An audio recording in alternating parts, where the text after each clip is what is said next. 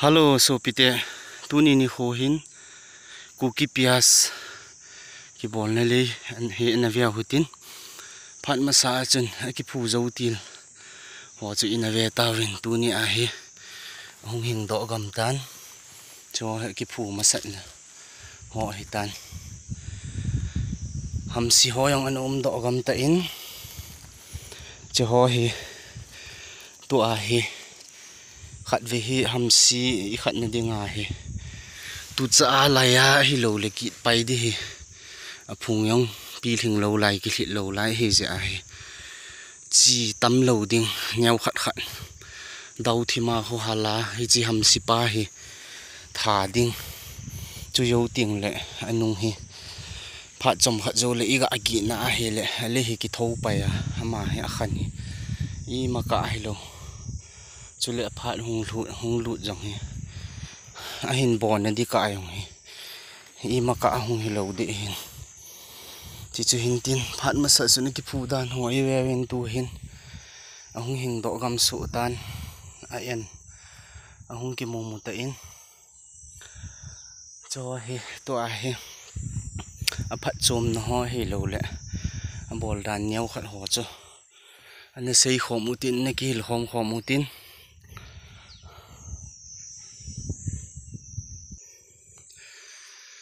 hi chi channel hi sei ji ma bang wa hi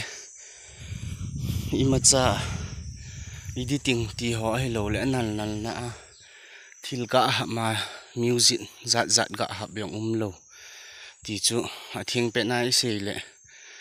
hi chi ho ge ya chu ki bui pi man lo yong chu ni yong le YouTube channel lai ga bola video isi ma hi le ani nga ka hi beri bera yong ha tamzi chi a hi organic ta hin ki chi pi hin camera i on le sei the ki se ya bol the ki bola ve sa the ki ve sa wa hi ti a chu tu ge ya hi hung ma chal lo hin tu ni chan ge ya hin ve a ngai lu na nei ta hin ve a subscribe hin bola bol the hin bol ho zo si chung ki pa thu ki se in chu le ma ba na yong bol nai lo hon yong ngai lu na nei ta i bol over i ma chal pi dio ti chu hi ne na ka hin phung kin in hi chi sei ma bang over organic ta mi hi min ta sa dinga yong organic ti hi dam theina lam hi ki ngai chu su ke hin hi banga chu i channel ro yong hi organic ta hin ki pu hin hi hung ki tho khom wa pan in la diu hin hi chi ku ki pias hi chilang ho hi le ki phut nu kha ho hi tan lang ho hi le chung lang ho le ki phut ma sa ho hi to a hi ayo aka sei banga chu chi dau thima hala kap di ti hin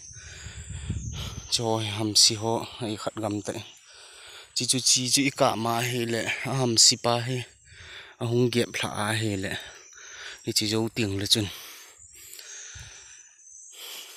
ga su thianga tu cha ho ai ga i khana hi le a ki do chu i ma cha ka hi pon pha so ta lu jong hi lo a season a phat ti dam chi pa hi chom cha bu hi di ale tu a hin a phat lang ho hi lo le a hin bol i khat lang ho chu hi ga nhau khát đi xây tàu viên chỉ hệ phát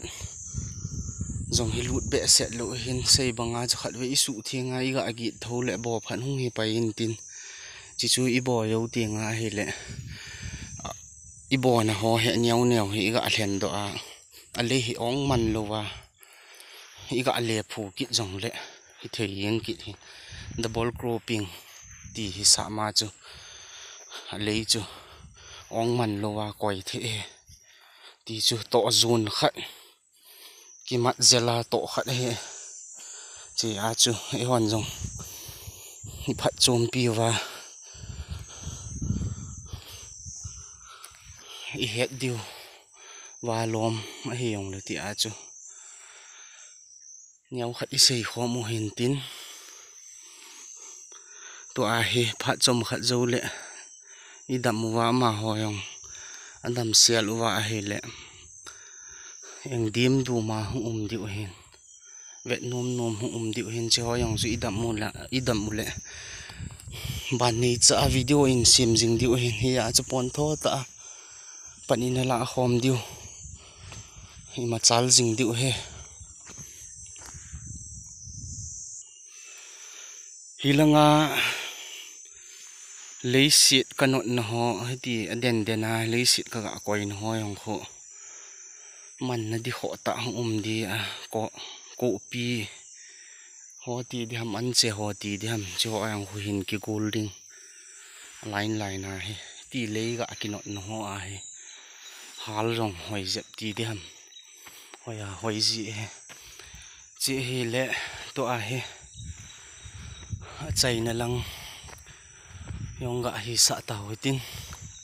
aju na a marketing lang hi le e ho e mi ho hin ha wang hi ha ni be se lo wi na ke hen so pi mi long ho khun a ha ni ovin a ha la ovin chi ki bol ho he tam zo mi long kho na lu de hin mi long ho khun la yeng ani ha le bol ham yong ke hello ai wang ha tam zo a he a le bol le atong hi e ho hi zo diu ka ging che hama ho la hoi lang a he a thot do ham khan hi jin tin alang ge wang se ke het pon hi yong le tha lel liu hil zu tha lel liu hil wang zu lo he chi a chu e hon jong e hoyong thing thang ga ma cheng low ball ho a kin su ki lol wa hi je wa chu hi chi yong hi bola pha khat he ti a chu video kan bol hen chule a bol dan yong ji sei bang wa ama hi hin do yong ha be se lo hen le to ga koi mat jong le hing do pai anung ga sa a chi nyau khat ham si hum ten ga ka ma nung le ga gi tho le chun pha chom khat zo le bo the hung hin tin i bo do le anunga chu le phu ki the cho he ki put ma so ho hin hoi do gam te sei bang wa chu tu chan ge ya ngai lu na gel kho na nei ta video hin vezing ho zalin avel ki pa thu ki phungin ma ba na yong pon tho ta pan ila uwa hi chi channel la hung lu na ni ma bol nai lo hon jong gel kho na nei ta in bol kit dio organic ta hin ki chi pi hin no copyright copy wrong lo na te dinga chu hi ma cha yong ha be ki nei lo ki gut ma sat na ti ho i ma yong lo camera i on le chun sei the ki se ya bol the i ve jing u hin phan ti a gel chu khat le ni be ni phat chom pi ong le ti a chu hin ki bol ji hin ma ban na pa ni la khom wa chong he